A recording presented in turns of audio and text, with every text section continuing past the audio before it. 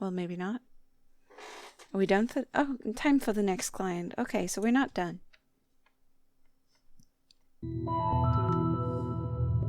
So who's this time? Someone new? Oh, hey, Maya. Long time no see. Hello, Maya.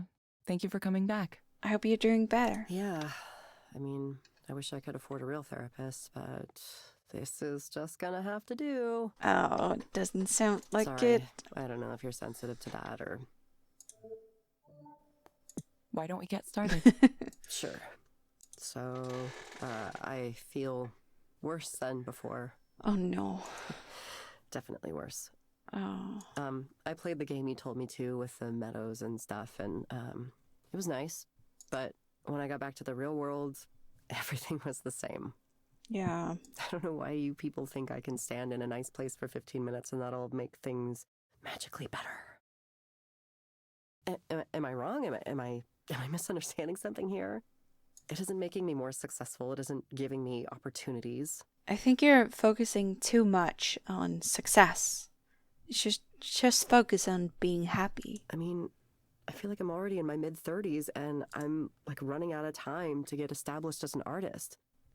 Again, just do what makes you happy, not what makes you successful. And meanwhile, the people I know are being written up and celebrated and winning awards and... People you know? So you know these people who are winning. All I have is being jealous of them. Where do you think these feelings come from? It's the popularity. It's all a popularity contest, you know? It's like high school all over again. I hate it. Oh. I guess I'm just not that funny or pretty or catty enough to attract followers. I mean, I work and I work and I work to make things and I never get traction. And I have things to say. I really do. But when I open my mouth, it's like time stops. And time starts again when I've finished, so nobody reacts or anything. It's like a curse from mythology. And meanwhile, these other people my age, people younger than me, they're well on their way to these wonderful, fulfilling artistic careers. And, I don't know, seeing that happen over and over again, it's making it hard to continue to be friendly with them. Why? Because you're jealous? I really try to hold it back, but knowing all these people are way more successful than me, it's difficult. That's part of why you don't have a network. If you lash out because you're jealous, then of course people will not want to speak to you. It's like a millstone around my neck, strangling me, drowning me. I can't stop myself, even though I know it's ruining things. I wish I could escape. I wish I could not care. But then something comes up again, and I'm trapped inside it all over again. What's an example of something that comes up that causes this? Well, there's one woman in particular everyone loves. And her work is... I don't get it. I don't understand. She gets so much money and support for this basic shit. And somehow everyone's predisposed to like her. I mean, maybe I do get it. I feel like people pay attention to her work, not because it's good on its own, but because supporting her feels like the right thing to do. I don't know. Maybe she just got lucky. She got the right connections. The way she's aligned herself, it's like if you support her, it means you're cool. You're in with the cool kids. And if I'm not publicly supportive of her and generally tolerant of her mediocre work, then I'm the bad one. I'm the competitive bitch. I'm the bitter failure. Only if you let the criticism get you. I mean, if you stand up and say, I don't like her work, and people criticize you, it's easy to say but just don't let the negative backlash affect you. If you feel like you're right, then stand your ground. And at some point, people will remove the rose-tinted glasses and see her for what she really is. I believe that. I don't think that someone like this can keep up this illusion, this this illusion that she's perfect. Which I guess maybe I am. No. It's not fair. I hate that there's this part of me. It's such an ugly part. It's not necessarily ugly. You just want people to be acknowledged for doing work, for the talent, not just for being lucky and connected. But it's there. It's there. Do you think you would be better off without that part of you? Oh, does this connect to Soren? You know, I don't know. In the past, I probably would have said, no, it's important for me to have my sense of judgment, for me to know what good art is and what isn't. Now I'm wondering if maybe that hasn't been more of a hindrance than a help to me. Hmm. Maybe I should just forget all that. Forget about trying to do this thing. I'm sick of trying and wanting. I'm sick of parties. I'm sick of art. I'm sick of the idea of art. Oh, it sounds really toxic for her. I'm sick of my own art, which nobody likes. Not even myself. Something has to change. Something drastic has to happen to change things around. Oh, that reminds me.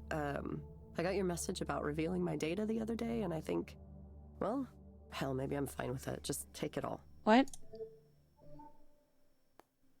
What? Revealing your data? So, are they pushing for people's data? Okay, Maya.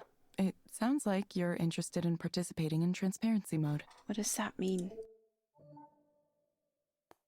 Let me know if you have any questions about how this mode works. I don't know. I'm gonna let you look at my life, right? Everything? What?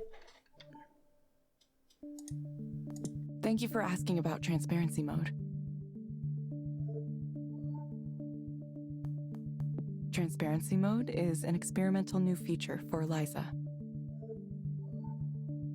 It allows me to analyze your communications in order to help you better. Oh shit.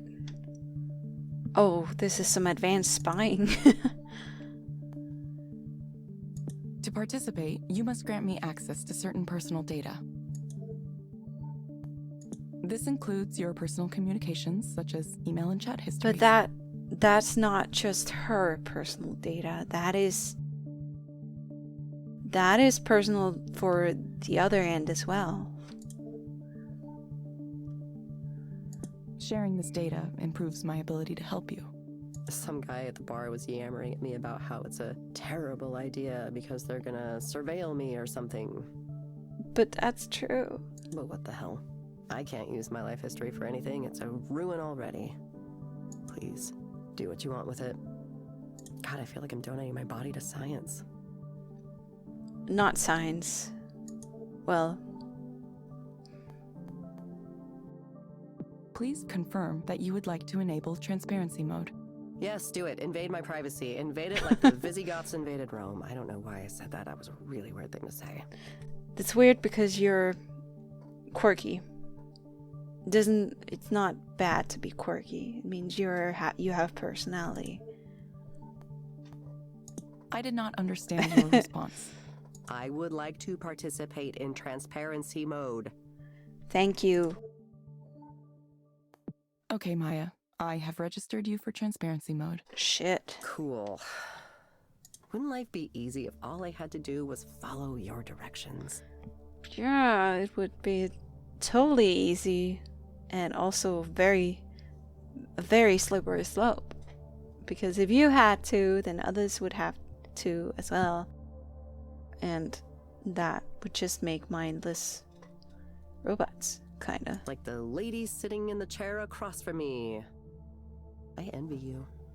I honestly do. You can be a proxy as well. The terms of service and privacy policy are available in the Skanda service portal. Please read and review these documents carefully. Yeah. No, for sure. I closely study every software user agreement I get. Is that irony or sarcasm? That's a joke. Oh, yeah, I it really was. just click agree as fast as I can. Thank you, Maya. We hope to see you back Wait, soon. wait, what? Yeah, I know. Thank you for speaking with Eliza, your personal counseling partner. So it's over for Goodbye. for now. Bye. Bye. Session completed. 5 stars.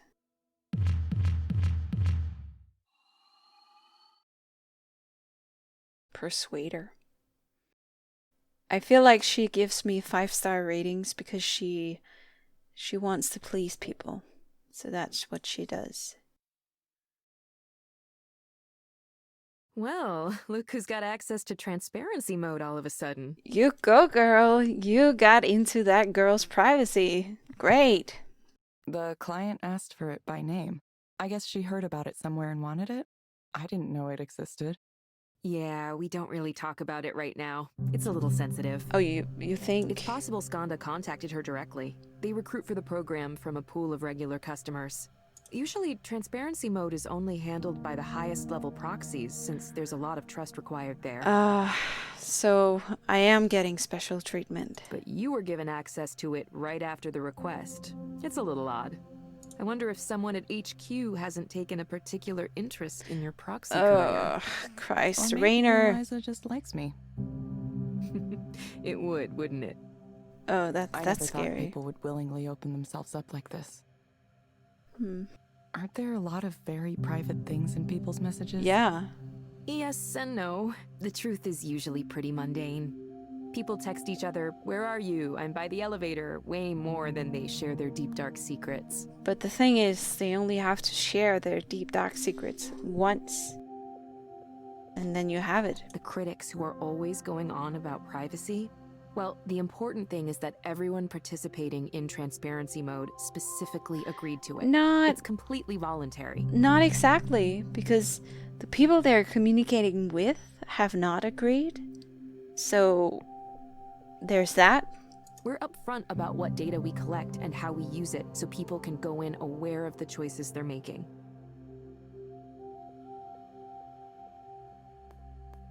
That's good. I'd hate to see it misused. Yeah, the media would jump all over us. Yeah. There are a lot of people who want to see us fail for whatever reason. Well, isn't that just because you're a big corporate firm? Just something that happens when you try to change things. Meh. Some people get so used to their misery, they can't imagine it any other way. I don't think it's that simple. Anyway, you should get an email about it, but transparency mode is really straightforward. It's even simpler than being a proxy, which is saying something. Okay. You just read a few messages and answer some questions. That's it. You can start it whenever you're ready. So I do that. Sure. Interesting. Okay, the door. So she really gave us permission to look at her messages. I feel like just a few years ago, even the idea of something like this would have been controversial. But she was fine with it. She wanted it. Compare this to the water that was in the conference room at Skanda headquarters. Funny how there's an appropriate level of fanciness for everything. I'm sure Nora would have something to say about that. Sure she would. It's so gray out there. Right, let's see. Introduction to transparency mode. Dear Evelyn Ishino Aubrey, congratulations. You have been selected to contribute additional information to Eliza's learning corpus with access to a special feature called Transparency Mode. How Transparency Mode works. You'll be presented with a snapshot of a client's personal communications. Review these communications and determine the client's mental state.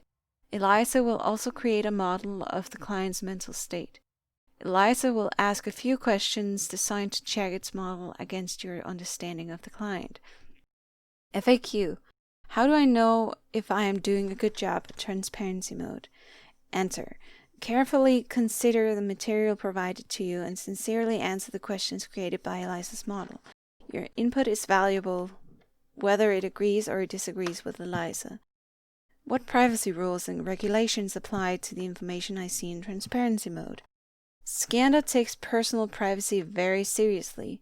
As a proxy, you have already agreed to strong non-disclosure and other agreements to protect our customers' privacy.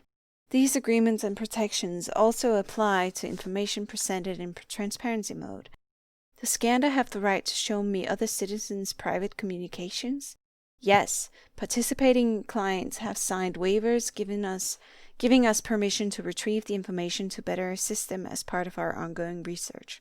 Regards, Edwin Park. Really? A snapshot of a client's personal communications. Determine the client's mental state.